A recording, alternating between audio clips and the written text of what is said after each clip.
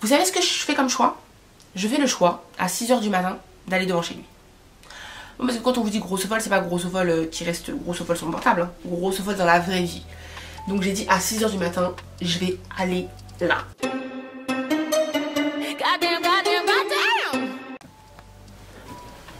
Hello tout le monde, j'espère que vous allez bien. Alors on se retrouve aujourd'hui enfin pour une vidéo que vous m'avez demandé, redemandé et encore, et que j'ai longtemps hésité à faire pour plein de raisons. C'est une vidéo pas forcément simple à faire, premièrement parce que je vais m'ouvrir à vous, enfin je suis pas forcément fière de tous mes choix dans toute cette histoire là. Il y a tout simplement le fait aussi que mes proches vont voir cette vidéo, donc mon copain va voir cette vidéo, et aussi en plus de ça, la personne dont on va parler dans la vidéo, il y a de fortes chances que cette personne aussi voit cette vidéo là, puisque c'est quelqu'un qui a essayé durant les 2 dernières années de re-rentrer en contact avec moi plusieurs fois.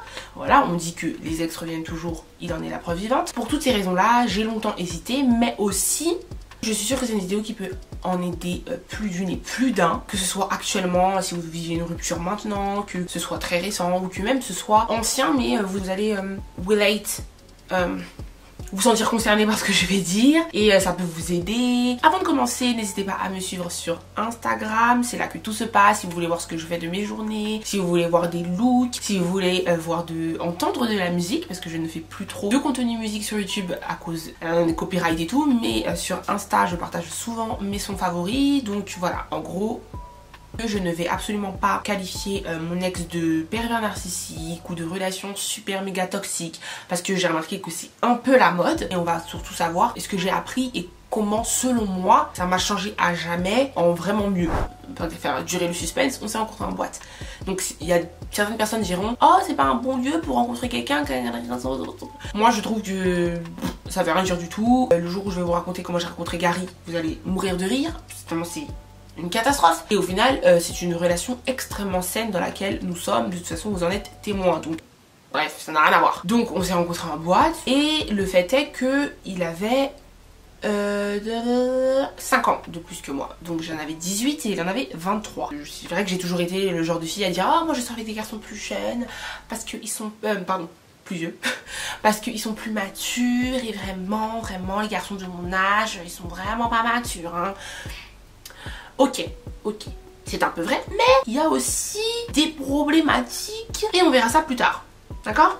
Au premier rendez-vous, je sentais pas le truc, je trouvais que c'était quelqu'un d'un peu trop moi je. Enfin voilà, il y a eu plein de petits trucs comme ça où j'étais bof. Pour autant, j'ai quand même continué la relation. Maintenant, vous voyez, je fais tout de suite une conclusion. Maintenant, je ne suis plus comme ça. Si au début, tout de suite, il y a des trucs comme ça qui me gênent, et en fait c'est lié à la personnalité de la personne, ça risque pas de changer, comme être moi je ou voilà, je vais pas continuer. Voilà. Mais quand j'étais à ce moment-là, je sortais de relations tellement nulles, que ça va être ma première relation sérieuse, ma première relation amoureuse, mon premier vrai copain en fait. Je me rends compte maintenant que vraiment tes relations passées vont te faire peut-être te mettre dans une situation dans laquelle tu ne te serais pas mise en fait. Donc là, je sors de relations bof.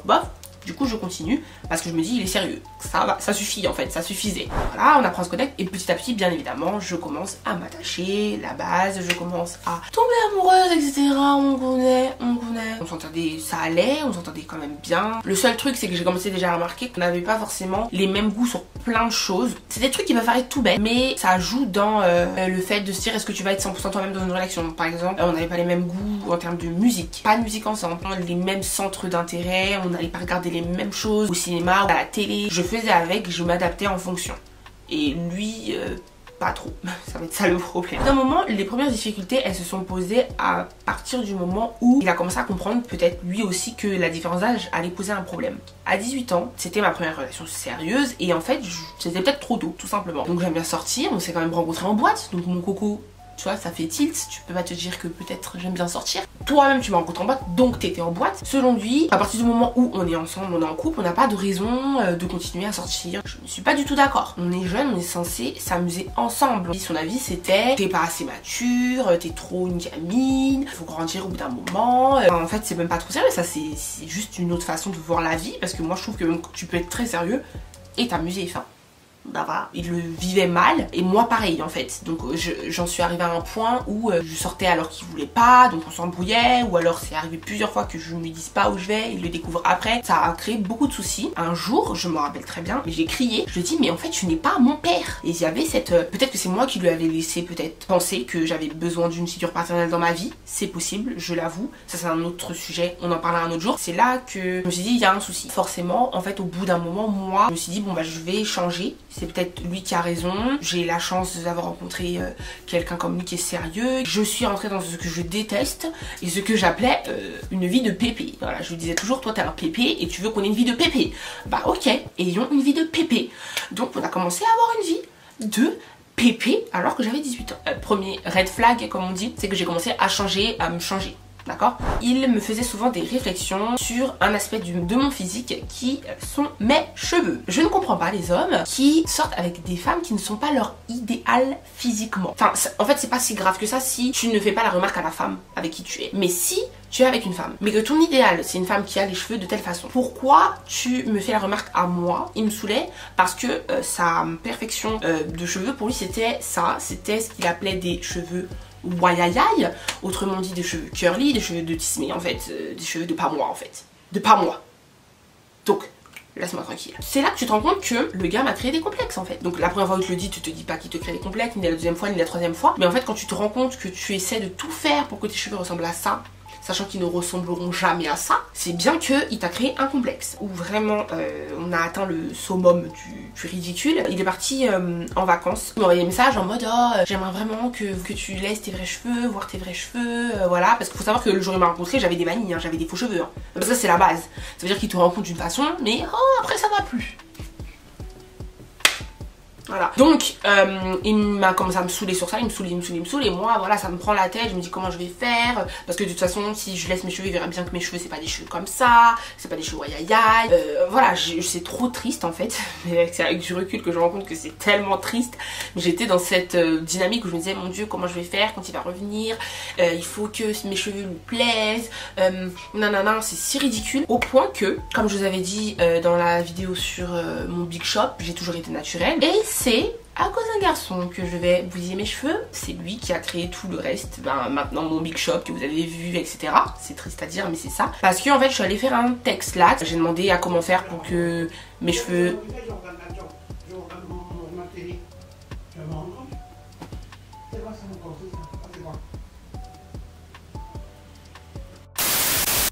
Comment faire pour que mes cheveux soient bouclés en fait. Bah, ça a marché en soi puisque ben, quand il a vu ça il était content. Mais t'as les cheveux wayayay. Et je me rappelle qu'il m'a dit ça. Donc le gars déjà c'est même pas douté. Il pouvait y avoir quelque chose de chimique dans mes cheveux. Moi comme une grosse folle je lui ai laissé croire ça. Donc, une grosse folle. Enfin vraiment honteux. Et je trouve que c'est vraiment important de faire cette vidéo parce que souvent, que ce soit moi ou toutes les personnes que vous suivez sur les réseaux, vous voyez voilà, on a confiance en nous, on s'affiche, on a trop confiance en nous et tout, mais déjà, personne n'a 1000% confiance en soi, et deuxièmement, ça n'a pas toujours été le cas. Et là, vous en avez la preuve concrète, complète. La leçon que j'en ai tirée de ça, c'est que aujourd'hui, mais jamais je vais changer ma façon de m'habiller, de me coiffer, de me maquiller, de tout ce que tu veux pour quelqu'un. Quand tu m'as rencontré, j'étais comme ça, je vais rester comme ça si j'ai envie de rester comme ça. Si j'ai envie de changer, je vais changer. Mais ce sera certainement pas parce que tu m'auras mis des complexes ou parce que tu m'auras fait croire que les filles qui ont tel corps, tel cheveux, telle peau, telle façon de maquiller, tel machin sont mieux que moi et que du coup je dois leur ressembler parce que c'est ça ton idéal. Si c'est ça ton idéal, tu vas chercher ton idéal. C'est aussi simple que ça. Troisième red flag, le portable. Au bout d'un moment, c'est vrai que je commençais à sentir une petite distance, on se voyait de moins en moins, alors qu'on était au téléphone tous les soirs ensemble. Au bout d'un moment, j'essayais d'appeler et je tombais sur la messagerie directement. Et puis le lendemain, il me disait ah, je me suis endormie et j'avais plus de batterie, tu vois. Mais il y a un truc par contre, j'ai toujours été comme ça, j'ai pas du tout besoin de 56 fois. 2-3 fois, c'est, tu vois, ça fait pom partout. On va essayer de comprendre qu'est-ce qui se passe. Un jour, je me dis, je veux voir ce qu'il y a dans ce téléphone. Je viens chez lui, etc. Sachant qu'il vit tout seul, ça ajoute aussi un peu du stress, faut dire ce qu'il y a. Ça ajoute du stress. Hein. Et je lui dis, à un moment, est-ce que tu peux me passer ton téléphone et tout? Le gars dit non. Et le gars dit non, N-O-N. Hein. Le gars dit non. Non, tu t'attendais vraiment pas à un non, donc ça te fiche, donc tu ne sais même pas comment réagir. Et là, j'ai senti, tu vois, la grosse folle attitude qui commençait à monter sur moi. Commençait. Attendez, après ça va être. Là, ça commence. J'ai pas accepté le non. Et j'ai dit, bah en fait, si, tu vas me le donner. Je l'ai attrapé, genre, je l'ai pris par surprise, je l'ai attrapé. Mais sauf que lui, il l'a aussi attrapé. Donc au final, on était tous les deux comme ça. Et je lui disais, mais en fait, je vais pas lâcher. Sache que je vais pas lâcher. On a commencé à chacun mettre notre force sur le portable et à littéralement se battre.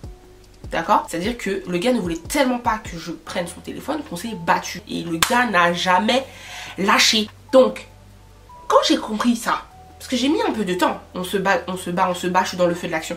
Je me suis arrêtée comme ça, je me suis dit, en fait là, le gars, il est en train de se battre pour son téléphone. Donc en fait, c'est mort. Je me suis dit, Ashley, là, tu vas devenir vraiment folle. Tu vas devenir une grosse folle. Donc, pars. Je suis allée dans les toilettes, assise sur la cuvette, et j'ai commencé à respirer, tu vois. Pour pas devenir une grosse folle tout de suite. Et ça a duré 2 secondes, hein, 2 secondes. Je ressors, c'est pas le gars, vous m'avez deviné, le gars me dit, tiens. Donc moi, tu crois que je suis née hier et que je devine pas que t'as supprimé quelque chose. Moi, je suis TB, moi. Moi, je suis TB. Et au bout d'un moment, je vois une conversation avec une fille. On va dire, elle s'appelle Julie. Et je lui dis, bon, c'est qui cette dame? Il me dit que c'est une fille qui est à l'école avec lui. Ok. Je commence à regarder la conversation. Et premier truc bizarre, je vois que la fille, elle lui dit, ah, j'aime bien ton short aujourd'hui. Je me suis dit, ça. Je continue à regarder. Et à un moment, je le vois que il demande à cette Julie, est-ce que tu n'aurais pas une adresse d'un bon restaurant parce que c'est l'anniversaire de ma copine aujourd'hui et ce soir j'aimerais lui faire une surprise. Dans ma tête je me dis, moi tu m'as invité dans 0 restaurant, de 1, et de 2, il y a un petit truc qui me dit de regarder la date du message exactement. Je vois que le message a été envoyé il y a 1 semaine et on était au mois de novembre. Donc j'aimerais savoir pourquoi mon anniversaire il est en mars. Donc comment mon anniversaire il est en novembre alors que mon anniversaire il est en mars. Tu vois, on essaie de comprendre. C'est qui cette copine? Parce que c'est pas moi. Le gars me dit, parce que saugrenu, peut-être vrai mais saugrenu, il se sent délaissé, il a besoin de plaire, c'est pour la titiller, voir si elle va être jalouse et voir si elle est intéressée par lui.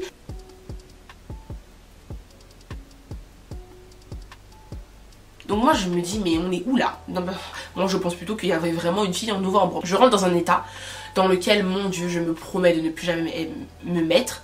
C'est que ça s'appelle la folie folle. Ça s'appelle la folie folle. Je voulais savoir qui était... Parce que pour moi il y avait une fille en fait. Pour moi il y avait une fille, c'était sûr. Il a supprimé quelque chose, donc pour moi en fait il avait juste supprimé une autre conversation. Tout simplement, avec une autre fille. Pour moi c'était ça. Pour moi il y avait quelque chose parce que c'était trop flagrant la distance qui se mettait. Donc c'était sûr et c'était sûr. Tu vois, et jusqu'à aujourd'hui j'en suis sûre. Je vous jure que j'en suis sûre. Et en fait, j'ai devenu tellement une grosse folle qu'ils vivaient en résidence universitaire. Donc, ils avaient un groupe sur Facebook. J'ai créé un gros fake sur Facebook. J'ai dit que j'étais dans la résidence. Je suis rentrée dans le groupe, parce que c'est un groupe privé, et je commençais à stalker toutes les publications. Je commençais à voir quelqu'un que je connaissais pas, c'est-à-dire que la façon dont il s'exprimait dans ce groupe-là, c'était pas du tout celui que je connaissais, qui fait toujours le gars super sérieux, alors que là-dedans, il devenait un fêtard. Il y avait des photos de lui en train de faire la fête dans la résidence, des soirées dont j'avais jamais entendu parler. Je regardais tous les gens qui aimaient ses photos, tous les gens qui commentaient, j'allais sur les profils de tous les gens, après je descendais, enfin c'était horrible, parce que je faisais ça tous les jours, j'avais activé les notifications du groupe, de son groupe dans lequel j'étais infiltrée, enfin... Et ça, je vous jure que non, plus jamais. Non, j'en suis au 4e red flag. 4e red flag. Et pas des moindres. Un jour, chez lui et tout, et sur la table, sa table de bureau, je vois un petit sachet. En fait, ce qu'on appelle de la marijuana. Donc qu'est-ce que c'est que ça? Tu vois, je lui dis qu'est-ce que c'est que ça? Et en fait, il me dit ce que c'est, bien évidemment. Et il m'avoue qu'il fume. Donc en fait, je sais pas si vous captez que t'es avec quelqu'un. Là, ça devait faire déjà 1 an et demi, je crois. Presque 2 ans, quoi. Tu apprends que la personne fume. De la drogue.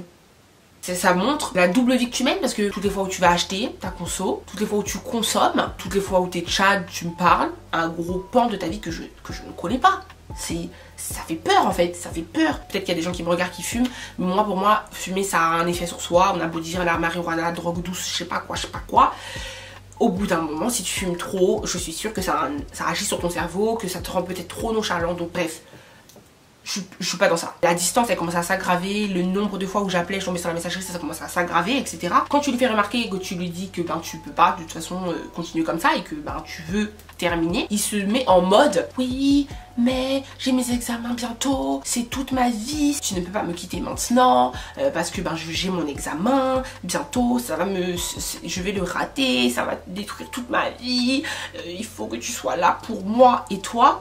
Moi en tout cas pardon, il réussissait clairement ça. Tu commences à te dire voilà peut-être que c'est vrai, ça se fait pas, peut-être que ça va pas et que c'est pour ça qu'il fume et que c'est pour ça que il est distant et que vraiment il révise et que c'est ça qui lui prend la tête et que ça va pas et que toi si tu le quittes c'est grave parce que tu l'auras quitté alors qu'il était déjà pas bien, alors qu'il faut que tu sois là pour lui. Et en fait dans tout ça, en fait c'est que lui, ça veut dire que jamais il va se dire bah en fait Ashley aussi elle a des partiels, d'accord, je la mets aussi mal, elle aussi elle peut rater ses partiels, elle aussi elle peut rater son année, mais c'était jamais moi, c'était jamais mes examens, c'était jamais ma santé mentale, est-ce que je vais bien, est-ce que ça se passe bien, ça va tout de suite être je retrouvais le moi je du tout début que je n'ai pas écouté. Et donc c'était ça, c'était vraiment une relation où je trouvais qu'on était à deux pour ses rêves, pour le pousser, inversement il n'y avait rien pour moi, mais j'ai laissé passer le truc de la marijuana et là on va arriver au point culminant, le point de non-retour et l'épisode le plus grave et le plus où je me suis dit mais plus jamais, en termes de distance, de répondre pas au téléphone, de tout ça, ça devenait trop grave. Donc c'était trop, à un moment j'ai pété un plomb. Je lui ai envoyé un texto en disant que moi cette situation ne me convient plus, que ça ne me va plus, que c'est mort en fait. À un moment ma santé, ça va pas quoi, donc je peux pas continuer comme ça, donc je préfère qu'on s'arrête là. Là je vous raconte ça en long comme ça, mais ça c'est un truc du style, ça a dû être sur 3 semaines hein. Certes j'ai des trucs que j'ai laissé passer, mais je suis pas non plus quelqu'un qui réussit à rester dans une situation catastrophique trop longtemps. Ça c'est... Je peux pas parce qu'en fait je deviens folle, littéralement. Mais littéralement, de toute façon vous allez voir, littéralement. Le gars m'appelle, donc tout de suite hein, alors que c'est la même personne que j'appelais 15 fois d'affilée etc et qui répondait pas. Il me rappelle, il pleure, le même discours, tu peux pas me faire ça, j'ai mes examens, c'est pas je suis désolée de ce que j'ai fait, je suis désolée que ça n'aille pas, je vais changer, c'est pas ça hein, c'est tu peux pas me quitter maintenant, j'ai mes examens. Ok? Donc j'essaie de lui expliquer, je pars en fait dans une explication en disant oui mais ça suffit pas etc. Le gars raccroche sur moi. Donc moi je rappelle et en fait je repars dans la spirale de rappeler alors que je viens de le quitter hein. Mais je rappelle. Moi grosse folle, vous savez ce que j'imagine? Je vous dis clairement parce que moi je suis une parano. J'imagine qu'il était avec quelqu'un, il a vu le message, il m'a appelé parce qu'il a réussi à vite se mettre seul ou quoi. Mais ensuite il est obligé de raccrocher parce qu'il était avec quelqu'un en fait. Parce que c'est pas logique la grosse folle mode et activée. Vous savez ce que je fais comme choix? Je fais le choix à 6 h du matin d'aller devant chez lui. Je vais à la résidence, je galère pour rentrer en bas là parce que c'est sous badge, je réussis, je monte, je vais devant sa porte et je commence à sonner. Je sonne, je tape, je suis déterre. Et moi dans ma tête je me dis il est là mais il veut pas m'ouvrir. Et dans ma tête, grosse parano, il est là avec quelqu'un et il veut pas mourir. Donc au bout d'un moment, devinez, parce que le truc improbable, au bout d'un moment, le truc improbable, le gars apparaît du couloir à 6 h du matin. Le gars est en train de rentrer chez lui. Donc moi, j'ai dit mais... Là, tout se confirme dans ma tête. Je me dis, tu vois, t'as raison que moi, je vais être face à quelqu'un que je n'ai jamais vu et jamais connu. Et il me dit, tu veux quoi? Donc il me parle comme ça, clairement. Il me dit tu veux quoi?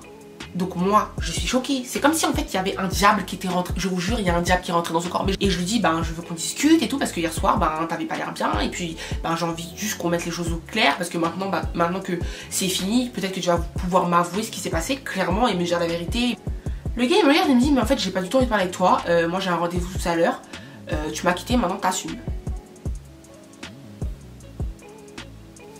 Le gars essaie de rentrer chez lui, il ouvre sa porte, il essaie de rentrer chez lui. Moi je lui dis mais t'étais où en fait, là t'étais où? Il me dit mais ça te regarde pas en fait. Et mais comme ça, genre je sais pas si vous vous rendez compte, quelqu'un avait quitté, que tu connais, que tout, qui te parle comme ça du jour au lendemain, les gars, je me remets dans le truc, j'ai chaud. Et j'essaie de rentrer chez lui, le gars me bloque la porte. Et le gars met sa force hein. J'ai eu un moment de choc en fait. C'est-à-dire que je suis rentrée, j'ai eu un truc noir. C'est-à-dire que là, il n'y avait même plus de logique. Normalement, de toute façon, tu l'as quitté, tu rentres chez toi, tu vas dormir, enfin c'est fini, tu pleures si tu veux, mais c'est fini, tu vois. Mais non, mais là, j'étais dans une folie Je savais plus m'arrêter, je savais pas quoi faire. Donc, j'ai commencé à taper sur sa porte. Je tape, je sonne, je tape. Et je lui disais, je criais, je lui disais, sache que je ne vais jamais partir de là. Sache que je vais rester là. Sache que tu vas devoir sortir de chez toi au bout d'un moment et je vais rester là. Tu vois, j'étais folle. Le gars a ouvert la porte et il a couru. Il est parti dans les escaliers, genre. Donc moi j'ai commencé à courir après lui. Non mais un sketch. Il est descendu en dessous, juste un étage. Il est rentré et je l'ai plus vu. Il est rentré quelque part. Je l'ai plus vu. Là en fait, j'ai commencé à m'effondrer parce que en fait pour moi, tu vois, la parano c'est quoi? C'est-à-dire que dans ma tête je me suis dit, il est rentré chez la fille, chez qui il est. En fait, c'est là qu'il sortait là. Là, il est rentré chez elle. Et c'est ça en fait. Je me suis dit, voilà, tout est clair. Au bout d'un moment, j'étais même plus sûre. Je me dis, mais est-ce que c'est à cet étage qu'il est descendu? Donc je commence à en faire plusieurs. Et au bout d'un moment, je me dis, bon, je sors. Donc je sors de l'immeuble et je reste devant. Et là, il sort. Et il a l'air calme. Ça, je te dis, ça s'appelle la folie. Parce que lui aussi, il y a un problème. Certes, je suis devenue folle, mais il était fou. Donc en fait, c'était deux fous. Comme dit ma mère, quand elle se rappelle de cette histoire, c'est vraiment des fou en larguilla. Il me dit ok, moi j'ai un rendez-vous où aller, donc sur le chemin, viens, si tu veux, on parle. C'est un discours de sourd parce que lui, en fait, il est déterminé à se dire oui, mais tu m'as quitté, t'assumes. Et en fait, je comprends que vraiment, il était dans une dynamique de tout faire pour que je le quitte, tu vois. Tu vois, le gars typiquement lâche, qui veut pas te quitter, mais qui en même temps qui veut te quitter, mais qui n'a pas le courage de le faire. Donc, il va tout faire pour te pousser vers la sortie pour que toi tu le quittes. Et une fois en plus que tu l'auras quitté, il va te faire culpabiliser. Base. Moi je lui dis oui, mais moi je t'ai quitté parce que je comprenais pas, donc maintenant explique-moi, tu vois. Moi en gros j'étais tellement dans une matrice que j'essayais encore de sauver les meubles, de me dire voilà, peut-être que si maintenant il m'explique, on va pouvoir truquer le truc, parce qu'en fait quand je l'ai quitté c'était parce que je savais pas quoi faire, hein. Et c'est triste, alors que en fait il méritait, mais je savais pas quoi faire, donc j'essayais d'avoir une explication. Le gars ne m'en a jamais donné de concrète, jamais. Le truc super grave qu'il a fait, c'est que quand on arrivait dans le métro, quand il a compris que j'allais aussi rentrer dans le métro, parce que normalement je prenais le bus pour rentrer chez moi, il m'a dit mais en fait là tu me suis. Et je lui ai dit je vais te suivre. Vu que tu veux pas me dire où tu vas, parce que ça s'appelle être folle. Pourquoi je veux suivre le gars? Bref. Là je lui ai dit je vais te suivre, c'est mort. Parce que non seulement tu veux pas t'expliquer, deuxièmement tu veux pas me dire où tu vas, donc en fait je vais te suivre. Et là il me disait mais en fait t'es folle, tu m'as quitté, alors pourquoi tu veux me suivre? En fait c'est fini, on est plus ensemble, c'est fini. Alors que c'était hier. Je sais pas si vous vous rendez compte comment le gars parlait comme si lui dans sa tête c'était vraiment fini depuis des semaines en fait. Là sa façon dont il parlait, il était détaché alors que c'était la veille. Je sais pas si... Mon dieu c'était horrible, rien que d'y penser j'avais pleuré, c'était horrible, genre, enfin c'était triste. Moi en fait, c'est moi qui me fais de la peine dans l'histoire, c'est pas l'histoire, je m'en moque complètement. C'est moi, je me dis comment t'as fait pour te mettre dans des états pareils. Genre ça me fait trop de peine pour ma petite moi, tu vois, d'avant. Et en fait ce qu'il fait, c'est qu'il rentre dans le métro, donc je le rentre, il a attendu que ça fasse et il est sorti en mode rapide. Et moi je me suis fait bloquer dans les trucs. Et c'est même des gens qui m'ont aidé à sortir. Donc je sais pas si vous vous rendez compte comment tu peux respecter quelqu'un, aimer quelqu'un et la mettre dans des situations comme ça. Et donc j'ai réussi à sortir. Il a commencé à courir à l'extérieur. En fait on a commencé dans la rue à crier comme des fous. Parce que je le suivais et qu'il me disait mais arrête de me suivre. Et il criait en mode pour me faire passer pour une folle. Et moi parfois il courait, genre il tapait un petit sprint, je courais. Mais en fait quand je repense c'est ridicule. Genre c'est limite marrant. Au bout d'un moment, au début j'étais forte tu vois. Et en fait au bout d'un moment j'ai commencé à pleurer. Je me disais mais pourquoi tu me fais ça? Genre vraiment qu'est-ce que je t'ai fait? Je comprenais pas. J'avais même des gens qui essaient de m'arrêter pour dire madame ça va et tout. Je suis devenue folle les gars. Et à un moment ma mère m'appelle parce qu'elle savait hein, que j'étais partie le voir et tout. Et ma mère me dit Ashley tu rentres à la maison. Je sais pas ce que tu es en train de faire là, mais tu rentres à la maison parce que si je t'entends pleurer c'est que ça ne va pas, donc tu rentres à la maison. Et là il a vu que j'étais au téléphone un peu loin et il s'est arrêté. Il s'est rendu compte là peut-être qu'il va trop loin parce que ma mère qu'il avait déjà rencontré quand même, mon frère qu'il avait rencontré aussi et qui était à côté de ma mère à ce moment là, et voilà on est très comme ça tous les trois. Donc il s'est arrêté et il m'a regardé, il m'a dit tu lui racontes tout là? Et je lui dis oui. Je pense que ça a été le truc où il s'est dit c'est chaud quand même. Et là j'ai raccroché et en fait c'est comme si ma mère et mon frère, parce que j'entendais aussi mon frère parler derrière, c'est comme si ils m'avaient sorti de ma folie en une seconde. Très important de parler, de pas rester seul dans un truc et de parler aux autres et de dire. Une fois que j'ai raccroché, je lui ai dit bon bah écoute je vais rentrer chez moi. Genre j'ai séché mes larmes et j'ai dit que je vais rentrer chez moi. Et là en fait il a vu que c'était fini. Le gars c'est comme s'il s'est mis à pleurer. Non mais je sais pas si vous vous rendez compte. Là dans lequel on est dans un film en fait. Je suis désolée, je sais pas ce qui me prend, je me sens seule. En plus je t'ai jamais dit, mais j'ai été adoptée. Je suis orphelin à la base, j'ai été adoptée. Et là je lui dis mais tu es très fou. Donc là tu es en train de me dire que soi-disant, parce que je vous jure que jusqu'à aujourd'hui je crois qu'il a inventé ça, d'accord, parce qu'il m'a quand même présenté à son frère et sa soeur, certes pas sa mère mais son frère et sa soeur, et il le ressemblait. Donc tu mens en fait, tu mens. Tu mens. Je sais ce que le gars est fou pour inventer un truc comme ça, mais qui va inventer un truc comme ça? Mais en même temps, et c'est juste pas quoi faire en fait là tout de suite pour rattraper tout ce qu'il a fait, parce que là ce qu'il t'a fait faire dans la rue, courir comme ça, c'est irrécupérable. C'est à dire qu'il y a toujours un point de non-retour dans un couple. Il savait que ce qui venait de se passer dans la rue là, c'était tellement grave, humiliant, horrible qu'on n'allait jamais s'en remettre. Donc j'ai l'impression que c'était son dernier truc pour essayer au moins d'avoir une image un peu correcte et d'essayer d'encore une fois me faire culpabiliser. Mais en tout cas moi là je vais rentrer chez moi, tout ce qui vient de se passer c'est trop choquant, il faut que je rentre chez moi. Je rentre chez moi, il essaie de m'appeler et il me dit oui je veux changer, machin. Ok. Dès le lendemain, j'ai plus de nouvelles de lui, il répond pas au téléphone, et il éteint son téléphone pareil, il machin. C'est trop grave. Au niveau de mes études, ça n'allait plus du tout. En fait, il m'a complètement cassé psychologiquement pendant 2 semaines où, en fait, ce qu'il faisait, c'est qu'il venait me dire oui, t'inquiète, ça va s'arranger, je vais faire des efforts, etc. Et ensuite, le lendemain, il recommençait à ne plus me répondre au téléphone. Et moi, comme une folle, en fait, je l'appelais une fois, je voyais qu'il répondait pas, j'arrivais pas à m'empêcher de rappeler, parce que c'était...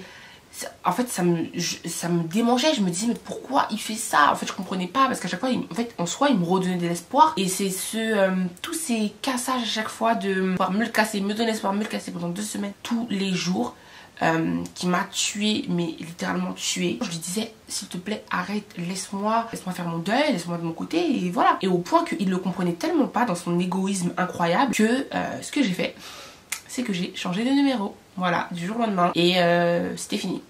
Il avait plus de moyens de me contacter. J'ai une torture vraiment mentale et psychologique qui était horrible. Voilà, changer de numéro, ça m'a sauvée, clairement. Puisque bah après c'était fini, je recevais pas d'appel, donc j'ai pu faire mon deuil, pleurer. Comme je vous ai toujours dit, par contre je suis pas quelqu'un non plus qui va pleurer pendant 56 milliards de temps, tu vois. Donc j'ai pleuré pendant mon petit temps, je sais pas, ça a dû durer encore 2 semaines où j'étais mal. Let's go. Laisse-moi trouver l'homme de ma vie et ne plus jamais refaire les mêmes erreurs que j'ai faites. Je sais maintenant exactement ce que je veux, pas ce que je veux. Et si vous avez aimé, n'hésitez pas à aimer, commenter, partager, etc. Et moi je vous dis à la prochaine pour une nouvelle vidéo. Et n'hésitez surtout pas en commentaire à donner vos expériences si vous avez eu des expériences similaires. Voilà, bisous.